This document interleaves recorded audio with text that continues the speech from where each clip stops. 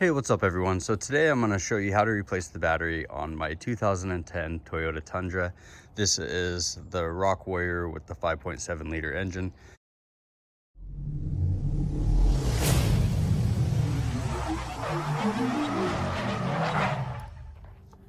Alright, so we just finished testing the battery. We now know that it is not holding a full charge. So when starting this, you'll need a 10mm socket. You could use a ratchet or you could just use a wrench.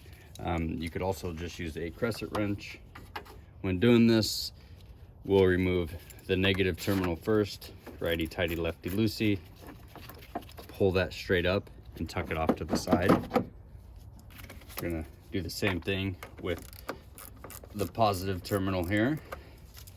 Get this off here. Sometimes they can be really tight, so you have to wiggle them. Pull that up, push it off to the side. Now that we have those off to the side, making sure that they won't touch the post anymore, we're gonna remove this bracket here, which keeps everything in line. So you can use your socket at this time,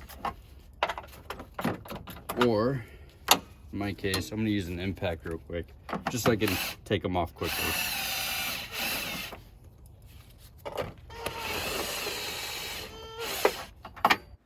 Once you have the bracket and the fasteners removed, go ahead and lift the battery out. So here's the battery tray. You have these, which hook back into this hole on each side. The one on the front is longer than the one on the back. Now that I have set my battery back in place, we're going to now secure the hold down bracket.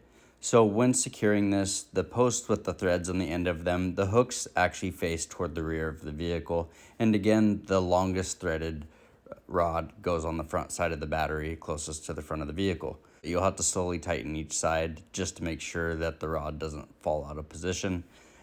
When tightening them, just tighten this bracket until it no longer wiggles on top of the battery. It does not have to be super tight. Now we will go ahead and reattach our cables to the battery terminals. I'm going to reattach the positive side first, and then I'm going to tighten it up. Remember, righty tighty lefty loosey. Then we'll reattach the negative terminal and tighten that one up. When doing this, just make sure you tighten it enough to where the terminal is no longer moving on top of the post. It is important not to over tighten them, as it can damage the top of the post. Hope this was helpful. Please feel free to like and subscribe. I appreciate all of you for watching.